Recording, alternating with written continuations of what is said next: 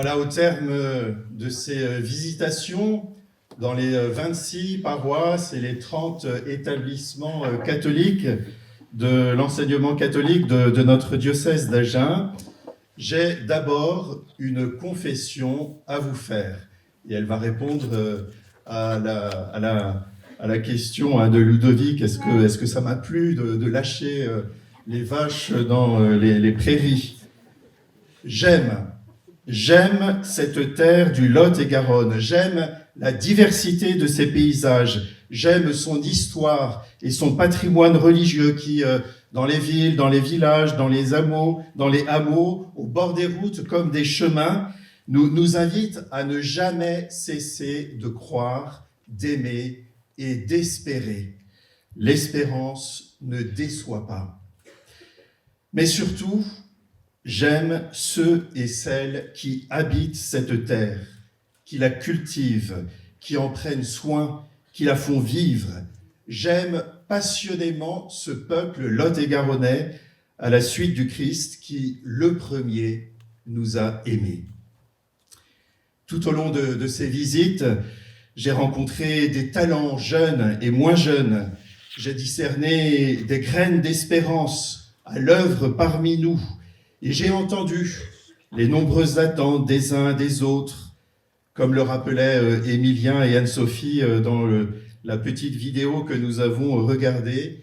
J'ai perçu cette faim, cette soif de Dieu, d'une parole qui illumine, qui fasse grandir, qui nous permette d'accomplir toutes les potentialités que le Seigneur a déposées dans chacun de nos cœurs. C'est pourquoi cette lettre que je vous adresse, je lui ai donné ce titre, comme une graine de sénévé. Et cette lettre présente les orientations pastorales pour les 3 prochaines années, comme autant de graines jetées en terre. Parmi toutes ces orientations pastorales que vous pourrez découvrir en lisant cette lettre, j'en retiens plus particulièrement 3. Première orientation, créer des petites fraternités missionnaires. Au cours de mes visitations, j'ai pu percevoir 4 défis majeurs à relever. Premièrement, le défi de la proximité. Nos paroisses, vous le savez, elles sont excessivement étendues.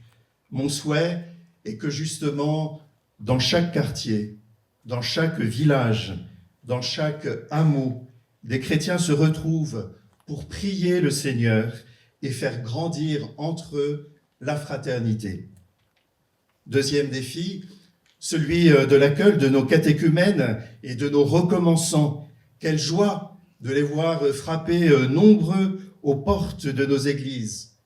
Mais quel défi aussi pour nous de bien savoir les accueillir. Mon souhait est que, en plus des catéchistes qui font si bien grandir la foi dans leur cœur, ils puissent aussi vivre des rencontres fraternelles régulières avec d'autres chrétiens qui les aident à s'intégrer dans la grande communauté de l'Église. Troisième défi, un défi missionnaire.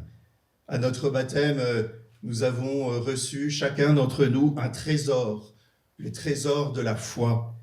Mon souhait est que chacun de nous puisse partager ce trésor encore plus largement autour de lui. Le quatrième défi, il est ecclésial. Je suis convaincu que l'écoute et le partage de la parole de Dieu avec nos frères et sœurs ouvriront de nouveaux chemins pour vivre en chrétien aujourd'hui, nous aideront à être inventifs, créatifs pour nos paroisses et notre diocèse. Pour relever tous ces défis, je souhaite lancer dès le mois de janvier, qui vient de commencer, dans tout le diocèse, des petites fraternités missionnaires. Qu'est-ce que c'est qu'une petite fraternité missionnaire ?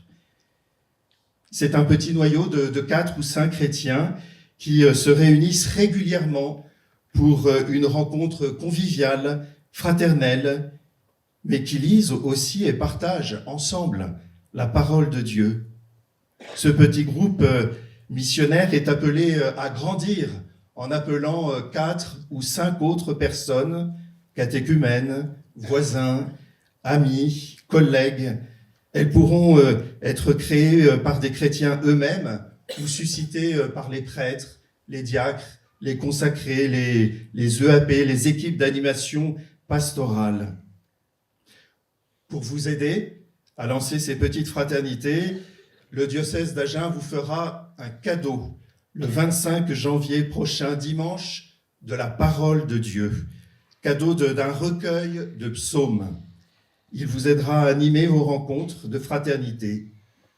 Ce jour-là, j'aimerais aussi que chaque paroisse demande aux néophytes ou aux catéchumènes de témoigner après l'homélie sur cette puissance de la parole de Dieu dans leur trajet. Et j'aimerais que ce soit eux aussi, les catéchumènes et les néophytes, qui distribuent pendant l'Eucharistie ce livret à chacun des fidèles présents.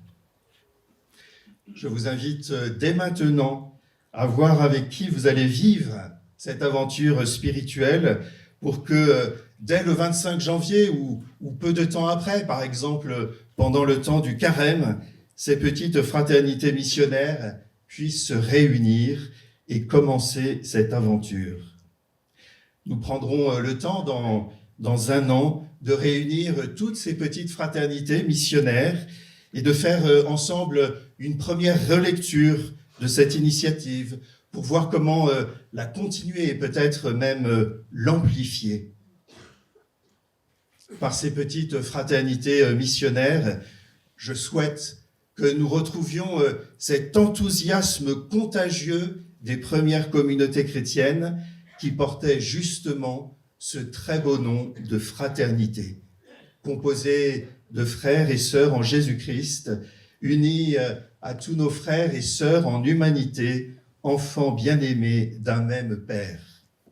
Deuxième orientation, faire de nos dimanches des lieux de ressourcement et de mission. Au cours de mes visitations, j'ai senti parmi vous cette recherche profonde de lieux de ressourcement, de lieux de prière, pour faire une rencontre vivante et vivifiante avec le Christ. Il y a un grand engouement en Lot-et-Garonne pour la spiritualité.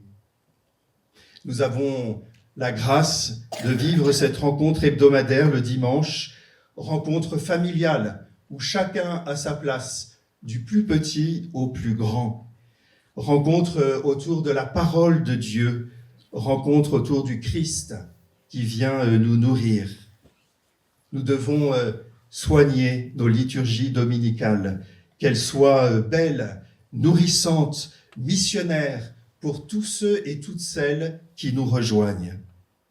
Nous devons soigner particulièrement notre accueil à l'entrée comme à la sortie de nos églises.